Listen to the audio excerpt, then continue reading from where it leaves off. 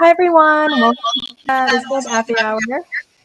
This is the show where we make your data talk, but today I'm joined with the whole Industry Solutions team, Joe, Emily, and Cody, and we're actually going to be going through Viz of the Month. So it's just us talking about some fun data visualizations that we've seen, whether it's good or bad. We're just going to be talking through it, maybe debating on whether or not it's good or bad, because we all have different tastes in visualizations. So I'm excited to get started. And if anyone has any comments about the visualizations, let us know. And if you find anything really great or really bad to look at, send them to us. We'd love to show them in our next Viz of the Month.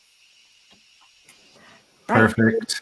We've got some announcements, right? Yeah, just let us know where you're based in the audience too, so we can see where people are in from, because usually you have the international audience. See, Andy's online already. He was like waiting for us to hit live, I bet. So I saw him in there. Let's start with, we have some big announcements. It's been a busy few months. Things are launching. And we'll start first with the Viz Lab. Cody, you want to take us through what's this Viz Lab thing? Sure. Yeah, so as you said, the Viz Lab is our brand new, first ever, one of a kind e-learning platform for all things Vizlib.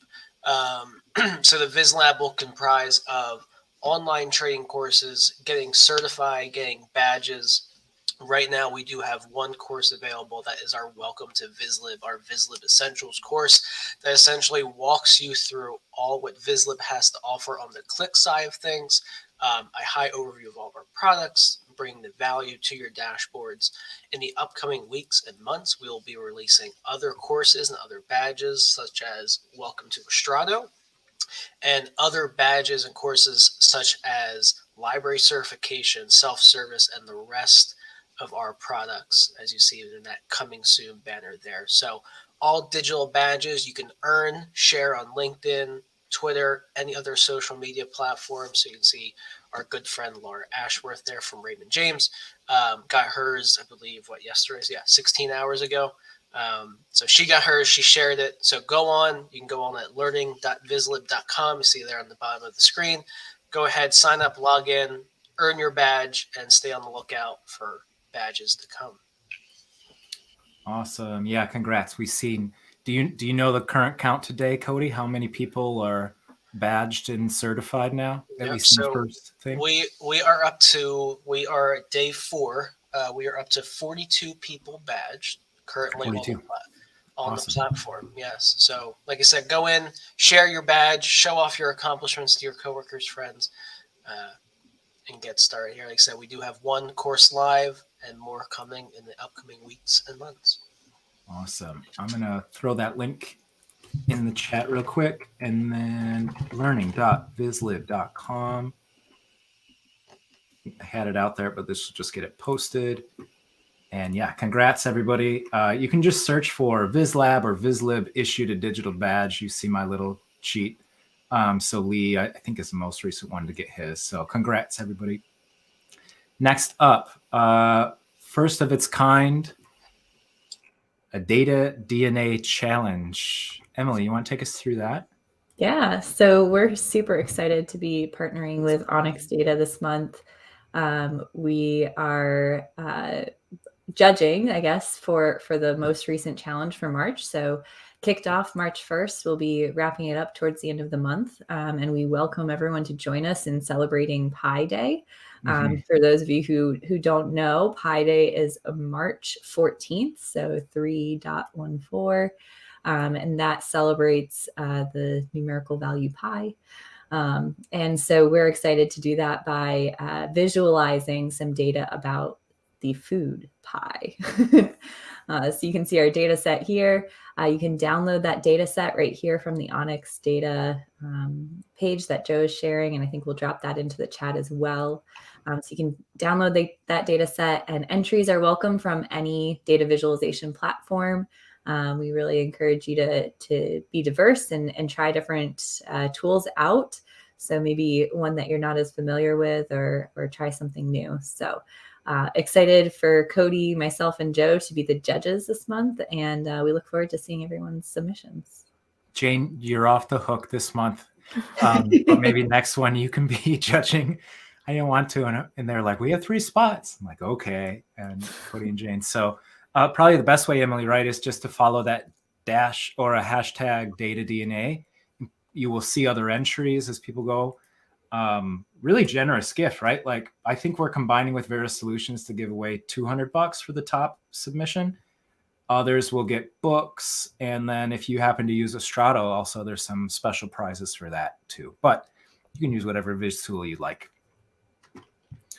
Awesome. And then the last major thing today, right, is Vizlib Legends. Yes, the enrollment or application is now open. If anyone thinks enrollment is spelled wrong, it's not. It's the UK spelling.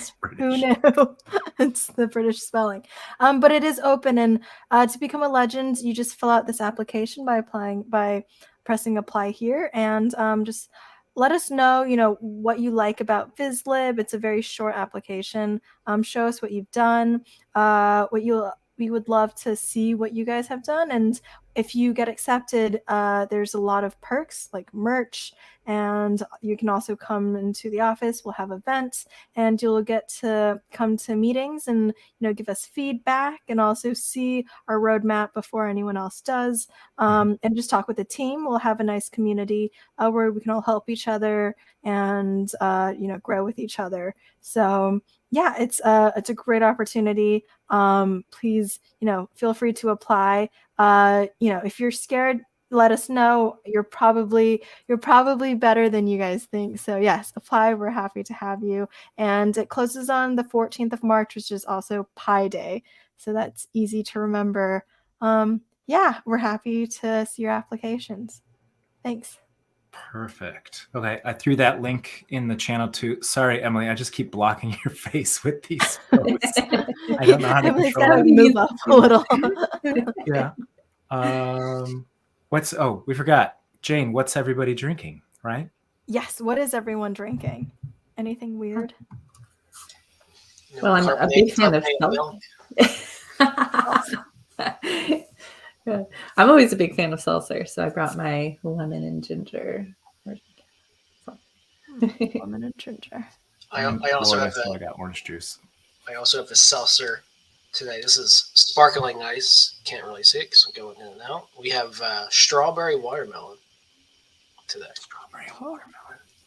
Interesting choice. Was that like the lemon and the lime was out, so you got strawberry watermelon? Yeah. Or is it a first choice? No, it's the last choice by default. Like, what's that other one? Pamplemousse or something like that? The pink one? It's actually quite good. When all else is gone. Yeah. That's what we're doing. All right. Pamplemousse is grapefruit in French, if anyone's wondering. That makes sense, I guess. That's probably why I don't like it, because I don't like grapefruit. Okay. I learned something. Great. I've got orange Gina. It's basically just orange juice, but with fizz in it. And I love orange juice, so it's delicious. Awesome. Feedback on somebody. Don't know what that is. Do you guys hear it? Okay. Sweet. Okay. Let's see. Any chats come in? Jane, you want to get us started? What's this Viz of the Month thing, and how are we going to do this today? I think we each brought something, right? I've got 4 things actually loaded. I can actually start with one and then pass it on, and then we can just keep going back and forth. How does that sound? I like that. Okay. This is the first one. They're all maps. 3 of them are maps. So I don't know if you guys like this one. The comments were it's everything I find on Reddit. I read it way too much. But this one, people, it was argued a lot, like whether or not it was helpful. I think it is kind of helpful, but how do you know what the average flag color is by latitude, right? I think that's my contention with this is, how do you get the average flag color? And there's so many countries in one latitude. Like, is there any way of knowing? I don't know how they've done this, but it's interesting. Right? Like robots or something figured it out, fed it into some system. That's interesting. Right? And there's like a like a blue stripe here. I don't know if you guys see that. Like, what's special about that? I have no idea. This map, it kind of makes sense, and it kind of says like, so the top is more red, and then it's more yellow, and then blue at the bottom. But yeah, I just thought it was a weird way to graph things. What do you guys think? So I kind of like it. I don't know if that's surprising to anyone else. That is really surprising. I actually kind of like it. Not from I have no idea, like from a measure standpoint, how they would even get this, Jane, to your point, how would they even come up with an average flag color? But you can actually very easily show that the more north you are, it's more of a red, and the more south you are, it's more of that darker blue, looks like some greens in there. So there's actually like a clear difference from top to bottom, from north to south. But the thing that go ahead. The thing that I don't understand is like just in the US alone, it's, there's like a stripe of blue and a stripe of like red, and you don't know which country's which, and maybe as a whole it makes sense. But yeah, like if you're trying to think like, okay, where's my state, where's my country? I don't think you're getting any information out of this whatsoever. At that 10,000 foot view when you're looking down, that's where it's kind of cool. Like, okay, that makes sense. But as you go more detail into it, I don't see how they're getting average, what they're quantifying average is, or what. And like you said, if you try to look for a specific country, you're lost. But I like it from a visual standpoint. It doesn't tell me anything, but I kind of like it. Just looks nice. I like that they used a map to depict this. Oftentimes, I think that the last time we did this, I ragged on maps a lot because usually it's being used in the sense of area. And so it's almost improperly used to quantify a measure based off of, where it is located. And so we're kind of skewed into thinking that it means something that it doesn't. However, in this representation of the map, they're focusing on the latitude. And so clearly seeing those horizontal lines and being able to depict how the latitude changes across the globe, I think is a really interesting way to use a map to visualize this information. We've got a comment saying it looks like Australia is more cold than Alaska. Yeah, it does look like temperature, doesn't it? Because it's like red and kind of like a yellowish green.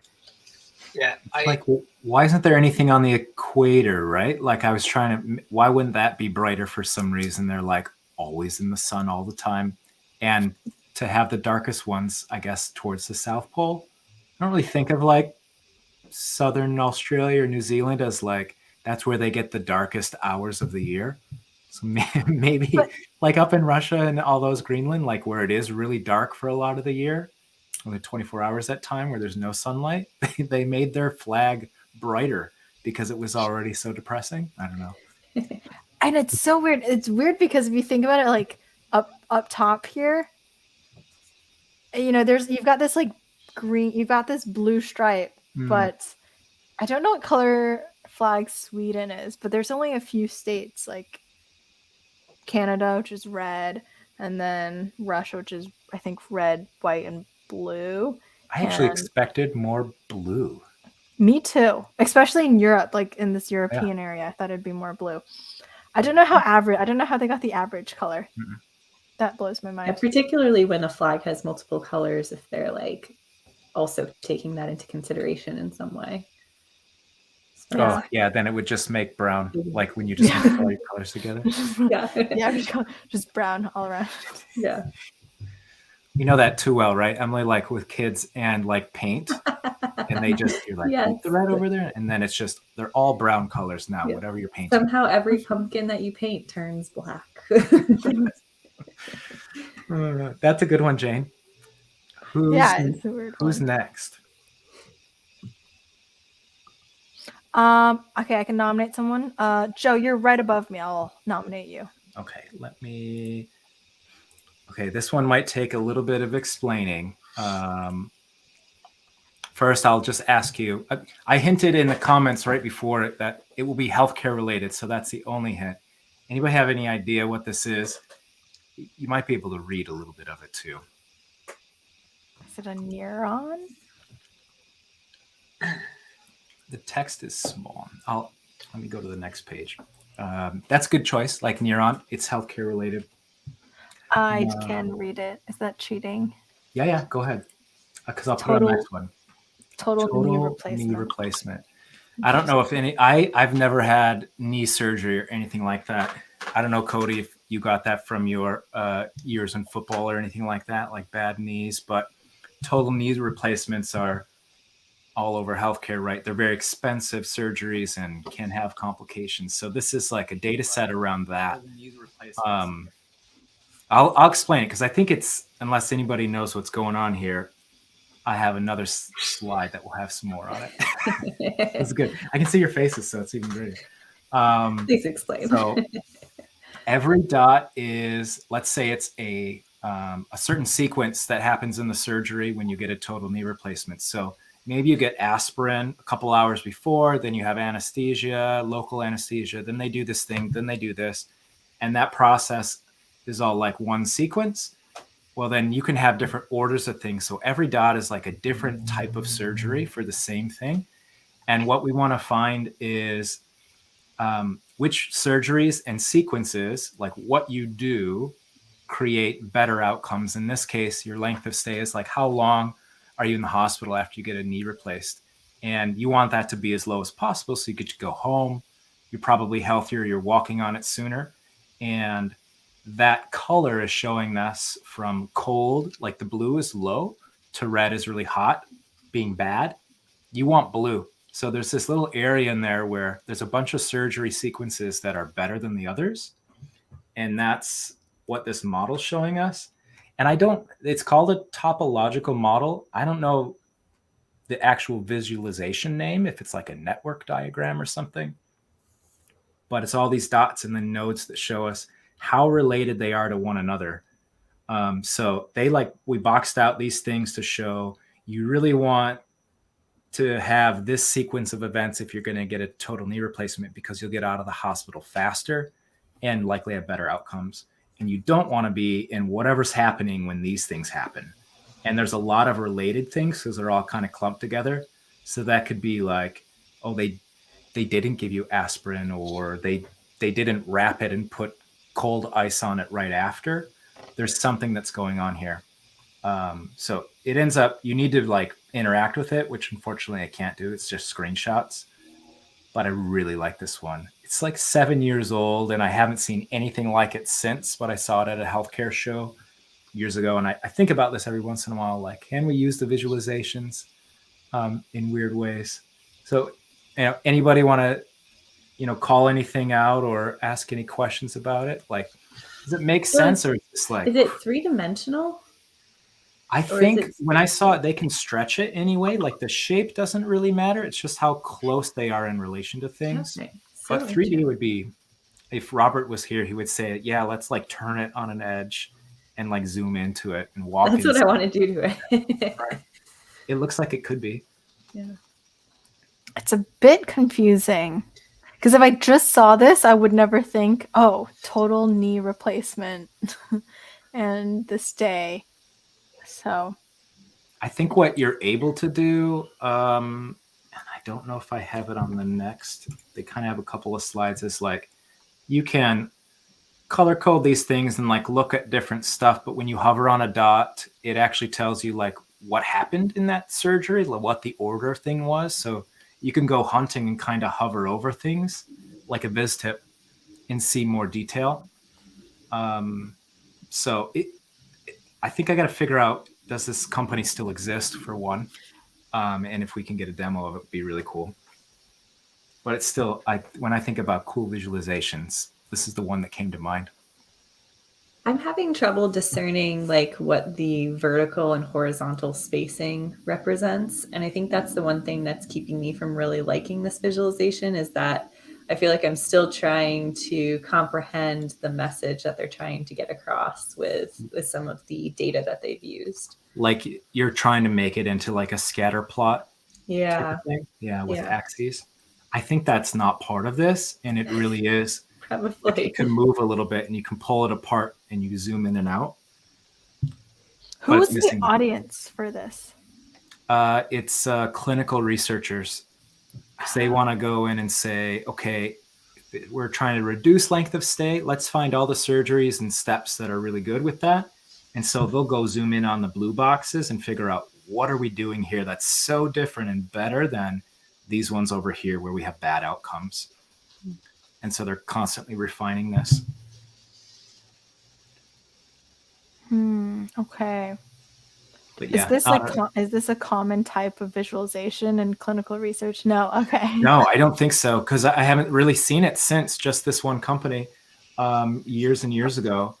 And I think they were acquired, but I haven't found anything in the last couple of years like YouTube, screenshots, Google.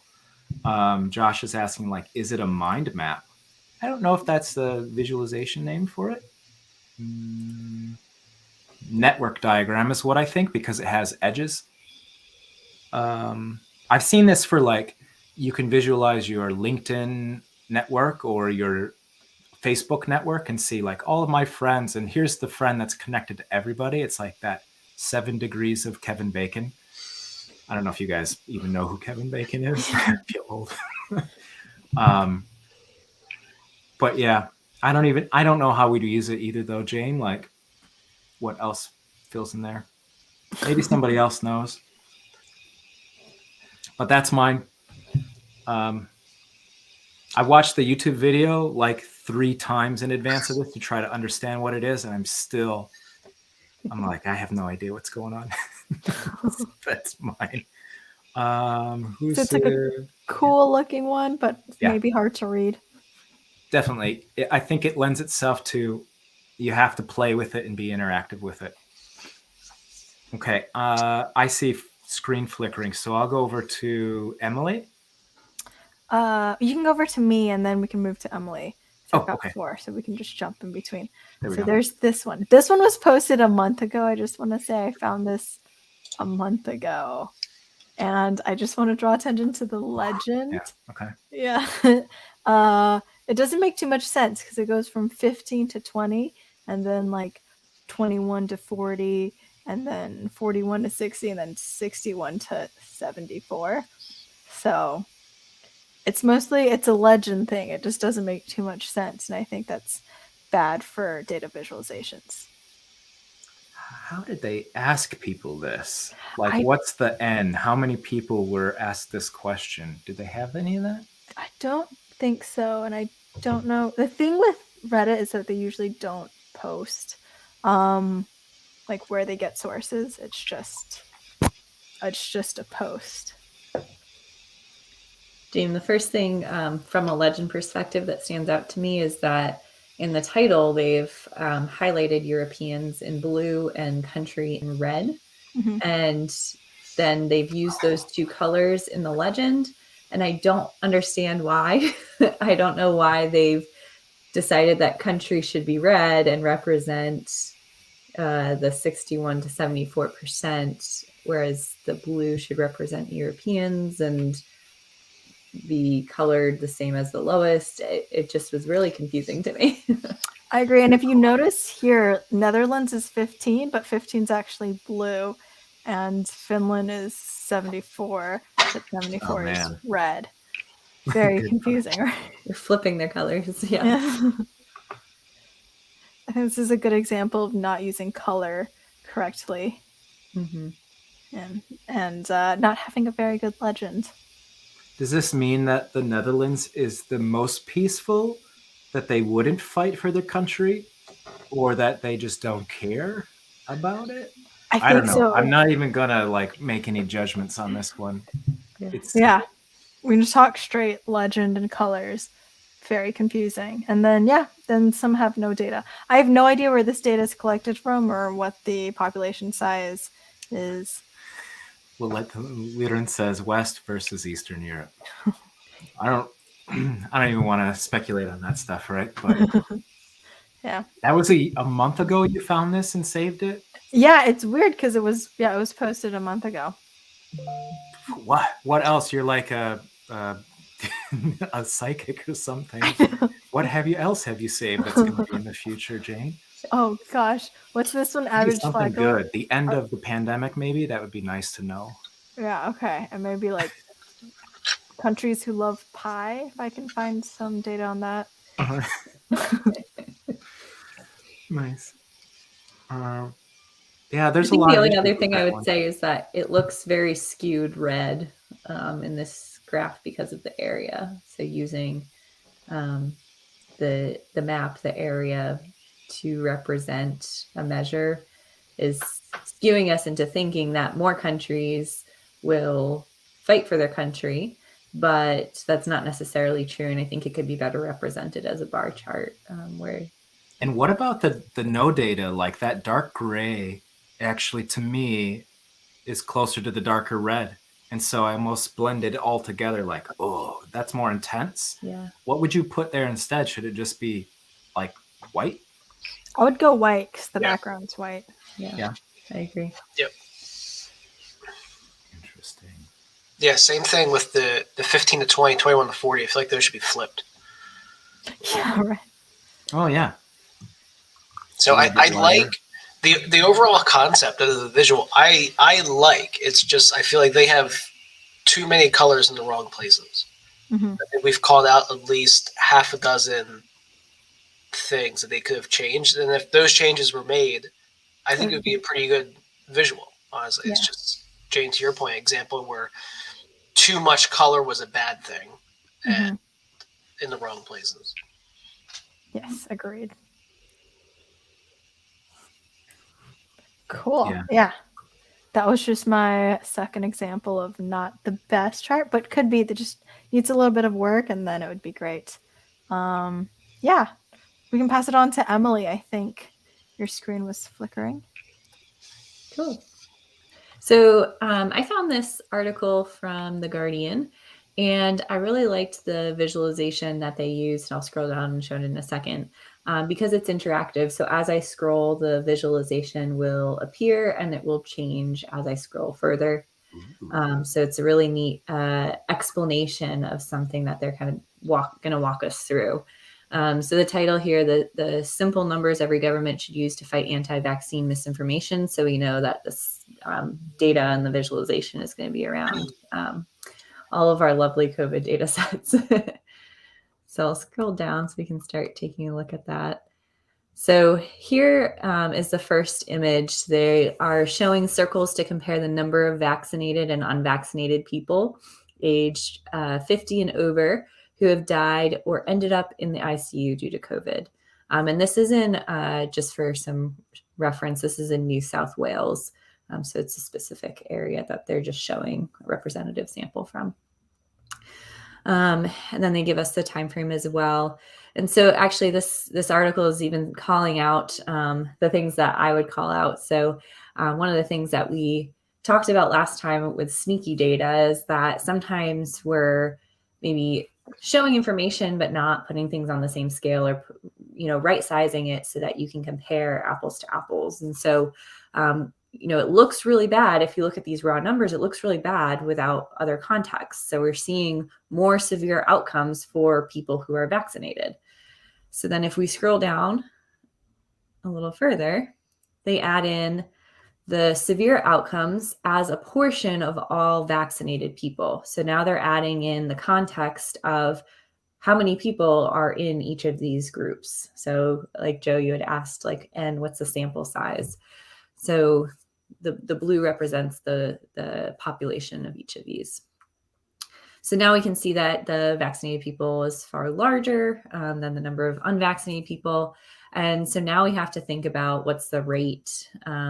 So looking down, they have an arrow here that shows us this results in a 3.55 severe outcomes per 100,000. And on the unvaccinated side, we have a 9.1 severe outcomes per 100,000. So now they're putting these at the same scale. So looking at them in an apples to apples way. And now finally, they're re-visualizing that data by showing the circles as the rate of severe outcomes per 100,000 people. So now we can really clearly see that the balance was flipped from the original visualization, and the rate of severe outcomes is what we should be looking at rather than the raw numbers of severe outcomes and how close those are. So I thought this was a really cool interactive visualization and wanted to know what you guys thought. When I first saw the first one, I was like, The Guardian made this? This is the best they could do? And then as you scroll down, I was like, oh, okay, they're teaching us a lesson. I see. Yeah, so But- yeah, go ahead, Jane, sorry. And I was going to say, I think it's a great way of teaching you that how data can lie sometimes. And I like that they walk you through everything and then kind of show how data is actually, it can be flipped in the end.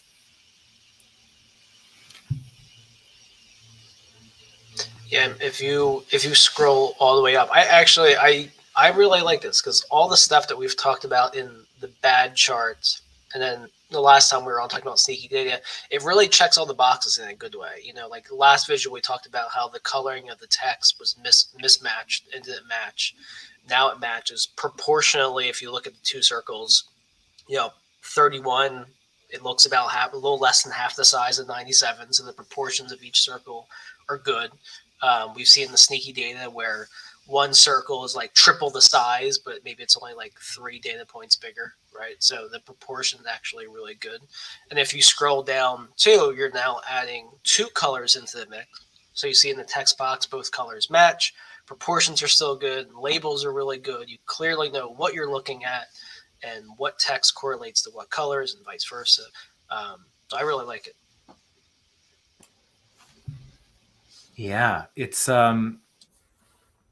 you want to go through the story right and look through this and kind of go back and forth. I almost worry sometimes I see this that people will see that first visualization though and go, that's the whole story. And that's what they would share and go, oh, look, more people died that were vaccinated than unvaccinated here.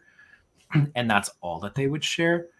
It's like, how do you stop that? It's almost like you need to scroll down. Do people know to use scrolly telling like this? I think is what it's called, where it builds it. But yeah, they actually tied it together really well. I saw a visualization similar to this. I think it was they were using like a pie chart or something, and it was like there were more deaths from vaccinated people. But then like from the pie chart, then they drew like bigger circles outside of it. So then you can see that even though it takes up more of the pie chart, the range is actually bigger for unvaccinated than vaccinated. Kind of similar to this, but I always think that's a cool way to visualize because it kind of throws you off a little bit.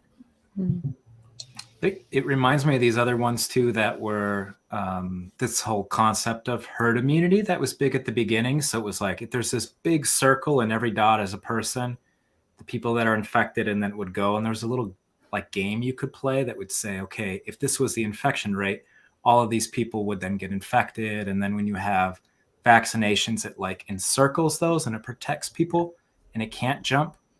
And I think we just like gave up on that overall. And it had a lot of dots to follow, but it was interesting to see it kind of like this move through time and get to the next thing and show you like, oh, okay, it is getting better. This is a thing we need to concentrate on. And so this is cool that it has both the story and the visuals. Actually, I think we need more text like in our dashboards that describe what's going on, right? I was just going to point that out. I think that this text is so well utilized. I mean, it's very clear and direct, and they're pulling out the main point using the color like Cody mentioned. And I think that it's just a great use of text to kind of bring that accessibility that Jane and I talked about on one of the Appy Hours. So accessibility to our dashboards allows our audience to connect more with our data because we're helping them to see the story that goes along with that data visualization. And so text is just a fantastic way to do that. Nice. Shall we pass it off to you, Cody? I'd like to see what you have. Yeah, let me go ahead and share. So I'm in between 2 of them, but I guess I'll pick the one. Okay. So let me go ahead and share, or zoom in rather. Okay. So this is a chart demonstrating how much you spend on groceries every week. You have the legend here. So the legend's pretty clear. 22%, everything like that. Really, probably the only thing I would change here is the order of them. I feel like I'd want to see order of percents. I don't know. They don't really correspond with the same order on the chart. One of the things I also don't like about it too is I almost want this greenish color to be 100%, or I need something to be 100% to show the scale of the 39, the 26, and everything like that. I don't know. What do you guys think?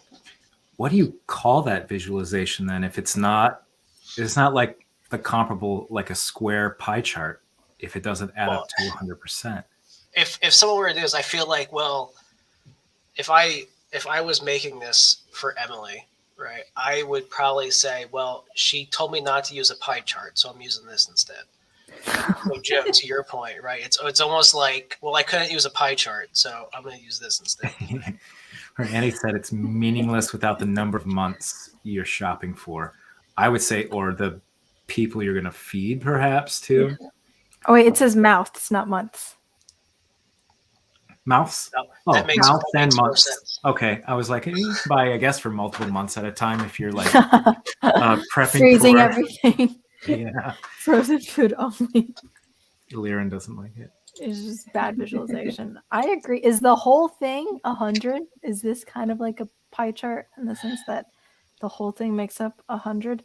I think the whole thing is, quick math, assuming these all add up to 100. Did we do the math? I don't think they add up to 100. I think I'll do the math now. I don't think they do. But the visual itself. So like a pie chart, it adds up to a whole visually. Here, the turquoise or whatever, the green color, I want this square to be 100%, and then each individual square to take up a portion of that 100%. That's how I want to read it. Like a pie chart is when I'm looking at it, I know I'm looking at a whole, and then the portion's making that up. This doesn't like make anything to kind of tie it all together. It doesn't even. I grabbed my phone and did a quick calculation. If the red square is 3%, it takes up one of the blocks, like one of 9 blocks in that pink one. So that's just 10%. That should be 1/9, which is like 11%, really. Yeah. So even 3 should be way smaller. So I don't think the visual actually matches the numbers. Yeah. And I also, think they're trying to get too pretty with it. Yeah. And the 22 and 26, like to me, the 22 looks much bigger than the 26. I also, something I just pointed out, have you guys ever used the terminology for a legend about 100? So under 100 to me means under 100. About 100, I don't know. I don't think I've ever used that one. That's interesting. How much do you spend? Like 97? Do we put that in under 100? Yeah, like or do we put that in about 100? I didn't even see that. 101. That's about 100. So is that more or less? You can assume it's less because the next scale is 100 to 200. But that's a little too vague. Are you like bartering for your groceries and you're like, I'm gonna give you like about $100? And you're like, okay. I'll give you interest, but we'll slowly come. I'll come next week. I'll be about 100. Question to all: has your grocery habits changed significantly, like over this period of time where we actually don't do a lot of grocery shopping anymore? We just use Instacart. So I felt like I was saving money initially, but now it's so easy to go grocery shopping. Like, oh, we need this thing. Let's get some bread. And then, oh, we have to fill the cart up to at least get free delivery. And then I think we're spending way more than we used to when you're in the store. Yeah. I think that depends. Are you getting free delivery or about free delivery? It's probably about, because it says free, but there's extra fees. So I know we're paying for something. And I never got tips for getting groceries ever. So I know we're definitely losing money here. I love grocery shopping. I know some people, they go like when they're online and they'll buy more, but I'm the complete opposite. I think if I do like online shopping for anything, I'll just get what I need and then that's it. But if I'm in the store, I'm like, oh, I could just buy, some chips. Oh, they're on sale. Buy 2, get 1. Okay, I'll just get 3 things of chips. And then I'm like, oh, beside that, there's cookies. I'll just get the cookies too. And then I come home with a lot of... Jane, you make a good point because there's data. Of course, there's always data, but the studies and the analytics around smells when people go shopping, right? To your point. So if you're online scrolling through, you can't smell the baked goods as you walk into it. When I worked for Disney in the human analytics department, one of the things that we studied were the smells. People walk. Everyone's been to Disney World in Orlando, Magic Kingdom. We walk down Main Street. They actually push out the smells from the stores as you walk through Main Street to get you to go into the store. So obviously the aroma and the effect of walking in Main Street, but also to get you into the store. So there's definitely some use cases there, when you buy more when you're in a store because you smell something and you didn't know you needed cookies, but now you're getting cookies. So I'm telling you, like, smell-o-vision used to be like, that's the next big smell-o-vision. But they really need to do it now because all people are not going out. So it's a perfect time, Joe, I guess, to announce that this year we're coming out with scratch and sniff Vizlib visuals. Yeah, right. All of your badges from Viz Lab will be scratch and sniff. Scratch and sniff. Perfect. What does Gantt smell like? Stay tuned. Stay tuned. We do have beers. I think stickers just the next thing. The next. Did you get to try them all, Jane? Like, were they different flavors?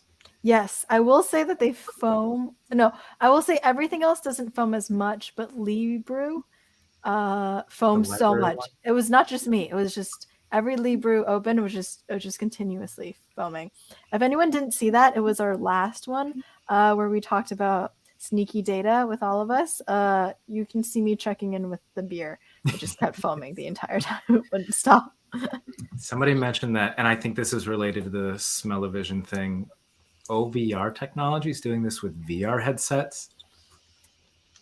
Interesting. For smells? Yeah. That is interesting. Have you guys tried like VR goggles like Oculus or anything like that yet? Yes. It's hilarious if you haven't tried it. You have to have somebody around you, right, Jane? Like, because you can get disoriented, and I've just seen the videos of people just like falling over. Or like breaking their TVs. Yeah, yeah. They'll like throw a Wii at a TV. Should try it out. I think it's in the London office, right? They have somebody has a set there. Johan wants a smell chart. Vizlib smell chart. Done. Scratch and sniff charts. Just yep. Leron's on the call. Yeah, he's here. I don't know. I think I was just checking the LinkedIn session. It might not be working, which is why we're not getting a lot of comments from LinkedIn. I haven't seen any actually come in. Have you guys? Andy had it right at the beginning. Yeah. I think it stopped working now. Mine wasn't working. Yeah. It says it's live, but it's not. In any case, LinkedIn crashed. Ooh, we broke LinkedIn with Appy Hour. Way to go. Milestones. Oh my gosh. Yeah. At least it's recorded, so we can throw it back out there. Too many people watching. I wondered why we weren't getting any suggestions on things. On LinkedIn, yeah, that is weird. Man. Yeah, I don't know, Cody. I don't think I would try to do this one in any other way. I don't even know how I would make that chart for one. I think it was like Photoshop or Illustrator, right? Like people just using photo editing tools and thought this is close enough. This looks pretty. They should have gone with the Meko, if anything. I don't like the Meko, but I feel like that's the only thing that might be similar if they really want to go squared. Yeah, at least it's not overlapped then. Yeah. So you can actually kind of compare. LinkedIn crashed just the video. Oh, we're just audio only on LinkedIn. It's like we launched a podcast. Oh, okay. Welcome to our podcast. You can't see the visuals we're talking about. It's sad for LinkedIn. It's maybe sad hour. Maybe there's a a sad hour instead of Appy Hour. Oh. We're not sad hour. Maybe LinkedIn's just broken. Oh my gosh. Oh yeah, Leon said tree map. Yep. There's another, like a Meckel chart. Kind of breaks out the squares in different ways, but it wouldn't overlap it. Who is next? I've got a good one, but I have one thing to say about grocery stores. Oh, yeah. To that data, I actually read somewhere that they like calculate what people buy and things, and they found out, I think it was like that mops and like cleaning supplies goes with like child things, and so they will always put, like, there's a grocery store that would put those two things together, and their sales went up, and I was like, that's genius. I think Cody and I were just talking about that, right? Like Target does this same thing they're based in Minneapolis. And so they have a model store and they put things on different shelves and have people go through and figure out what they're going to buy. And then they reorder the shelves. Yep. You said something else. I forget. Yeah, it was using RFID tags in their stores and tracking people movements on where do they go first and why, and the science behind the little candy things as you check out. That there is some science behind that. They don't just put that randomly. Oh my gosh. They I can't know imagine. the kids will ask for it. So smart. Yeah. Or maybe. What they should do is put like adult things on the top, like whatever adults buy, like tax forms, I don't know, and then put like children things on the bottom. I feel like that would be just a smart marketing. But I have to then kneel down because I'm like, ooh, cool, a little Lego set. I'm gonna add that in because that's only like $2. So I'm like, there's candy on the bottom shelf, and I just have to just kneel the whole way. I think, Joe, if we ever get invited to partake in a store data, we would be the outliers because we would go to like the kids section first. We would be the total outlier, so we probably shouldn't be considered for It's just true. Yeah. I'm the stereotypical Target shopper who has to walk through women's clothing in order to get to diapers, and so I stop and wander. Or they have that area that's like everything is $1 right when you walk in, or really cheap stuff, and it's always like it's just clustered around there. And I think that's intentional, right? Like, of course, everybody's looking. I gotta check stuff out. How many like little containers of bubbles could I need for an upcoming holiday? And I remember I was getting Halloween things and they put it in the very back corner of the store. I think it's so you had to walk through the whole store to get to the Halloween stuff. Oh, so sneaky. Yeah. Man. Oh, I've got Jane, yours?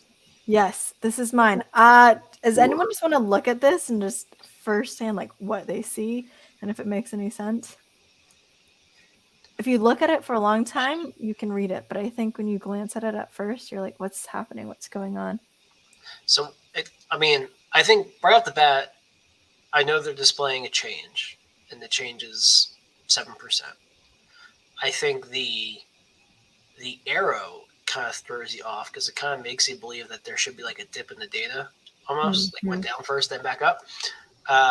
Almost like a trend line would be on like a line or bar chart type of thing. So I think the arrow is possibly a little deceiving.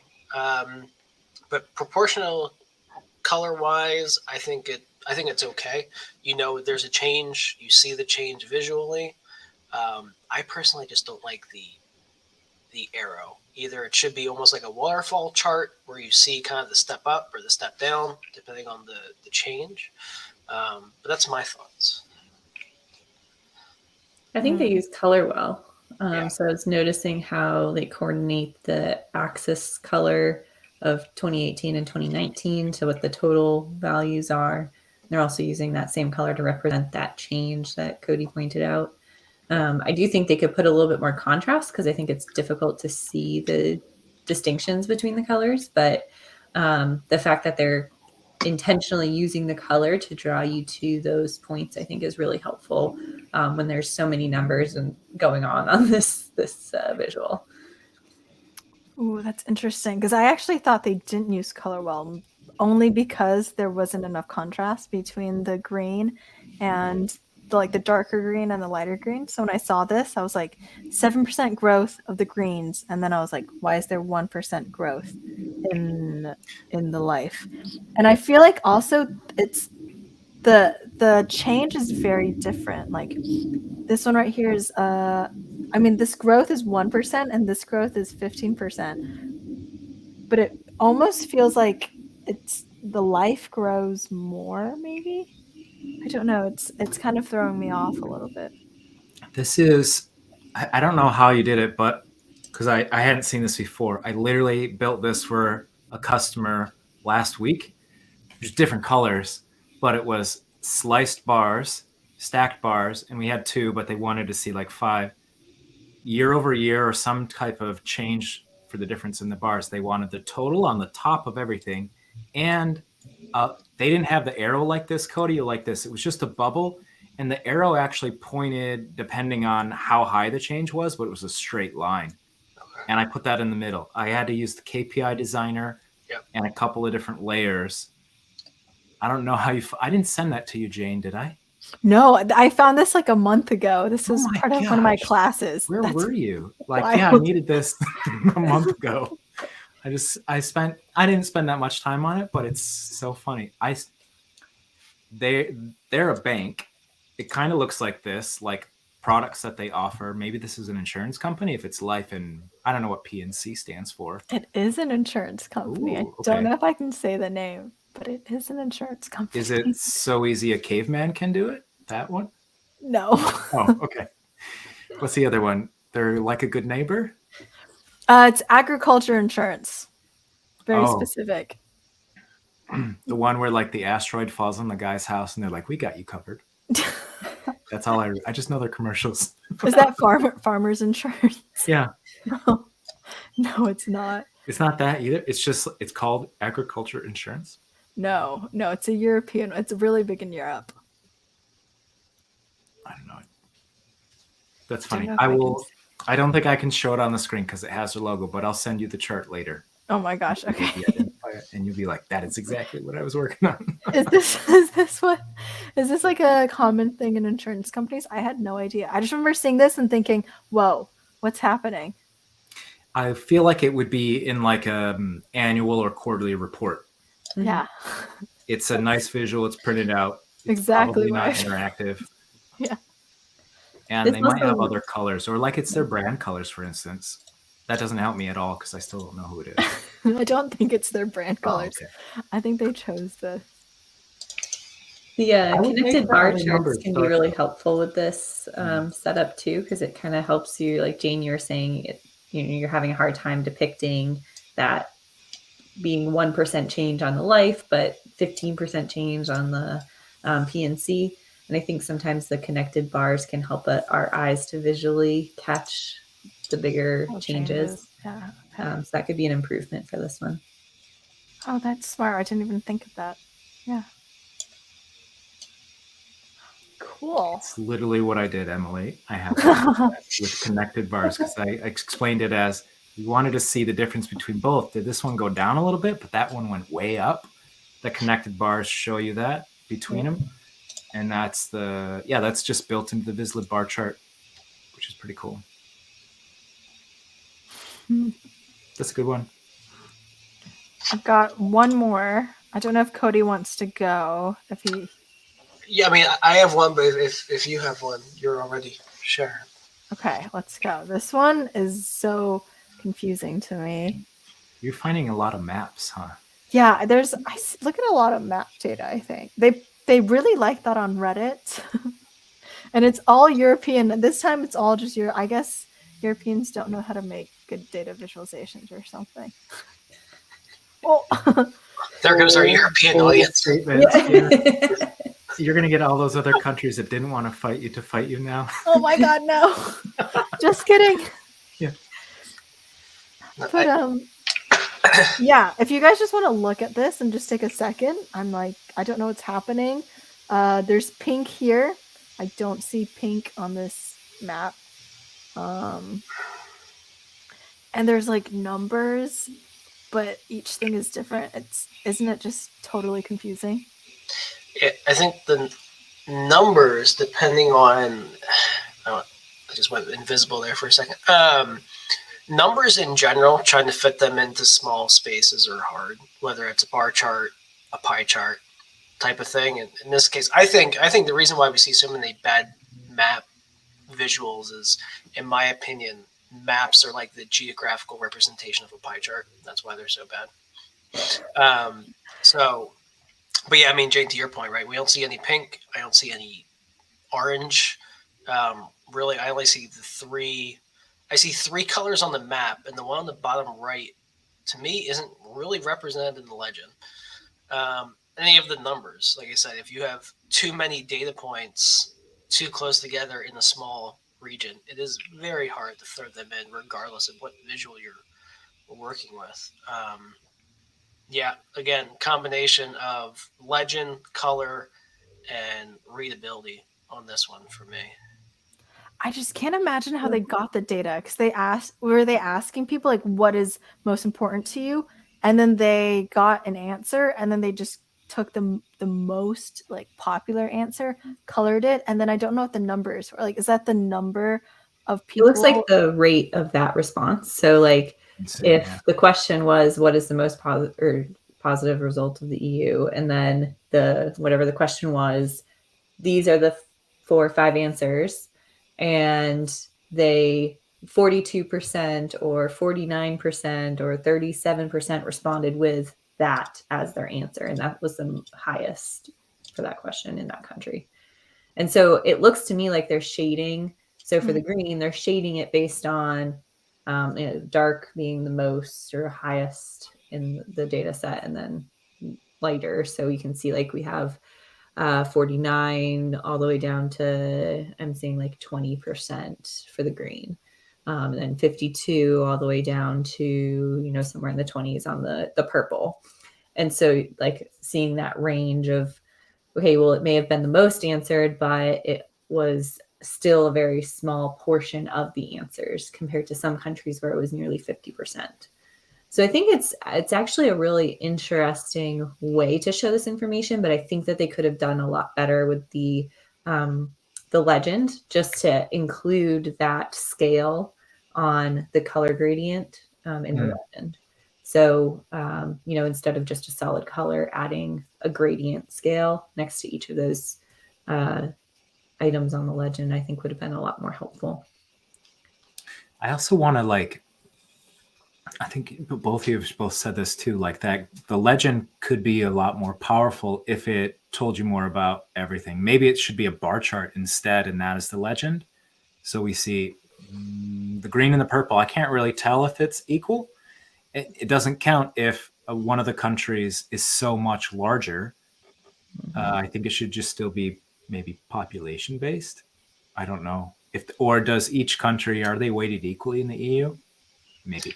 So I think Noah would be good here too. Now I get why they put the legend there and there's no color on there. Like they wanted to show all the maybe all the possible responses of the question, and then they're not on there. So Joe, to your point, maybe a supplemental chart here would be better. Even like a simple, here's a KPI of all the different answers, and you can tell there were 0 answered for this, 0 answered for this, and then here's the visual, so there's 0. You're not like, where's the color, where's the pink at? There's already 0. So yeah, Cody, or even I was thinking to make it interactive, let it be something that you hover over the country and you see the full responses of that country, so that you get the detail that you're looking for. But at the surface, it looks like they're trying to figure out like what does the EU think on a whole? And I guess what they're basically saying is that it was pretty divided on the responses between the green and the purple answers. And so here's kind of that little breakdown of it. So I think it's an interesting way also to show non-quantitative data. So when you're looking at like survey responses, sometimes it can be hard to because the only quantitative data you have available to you is the percentages of responses. So it's an interesting way to show more than just response rates in, to different answers of the question. So that was kind of interesting. Oh my gosh, I came in, I was like, this chart sucks. And then I found so many positives. Oh, is it interactive? Like, is there a link to it? Because maybe there is something to it. We can check. That sometimes I see these and I'm like, they're not great at first glance, but actually, as you play around with it, they're like, it's actually really cool. Oh, you're a denier of cookies. Yes. All the time. Or else I have to clear them every time I go into Qlik. That the stacked bar chart is definitely a Tableau thing, but the rest, I don't know. Maybe it's not linked in here. Although they're taking you through kind of like the Guardian story, right? Here's how we can take the map apart. So you just got to read it to learn what's going on. And there's all the responses, right? Is that what that? It's really small, but that bar chart maybe showed the weight between all of the responses. Ah, yeah. But the color's not the same. PC1 is blue while it's green here. Survey data is so tricky, though. It totally depends on how it's crafted from the get-go, if you're even going to get good data and stuff to weight when you get it out of it. Don't think it's a great use of a map. I don't hate it, though. I think it's better than the first one that you showed, Jane. Just because the colors don't really matter so much, and there's not as many going on, but there's the gradient scale, which is good. Yeah, but that can be confusing. Like, why is some light purple? Yeah. Cool. Yeah, I think we all I have to show took you the guys. first hour. So what's Viz of the month? Like, do we anoint a winner, or is it just we're going to show our Vizes of the month that we were interested in? Yeah, it's just we show our Vizes of the month. If any of our audience members has really fun ones, feel free to send them to me. You can find my email on our Twitch. And yeah, then we'll show them and we can just talk about them. Get our first glance. Yeah. Nice. All right. I think it's a great way to learn as well, to see, like really good, learn from the good, and, you can also learn from the bad. Cool. That was fun, Jane. Yes, wonderful. I learned a bunch. Just to wrap up, I need to learn countries as well. I really want labels. Learn that maps are tricky. Yeah. Best just to avoid them. No. But just to recap, we have Viz Lab and we have the Data DNA Challenge that are both out. And for anyone that's interested in becoming a Vizlib Legend, our enrollment is now open. So feel free to apply. Yes, we are excited to see you guys next week for Appy Hour. Cheers, everyone. Cheers. Cheers. See ya. Nice one. Cheers. See you guys. All right. Bye.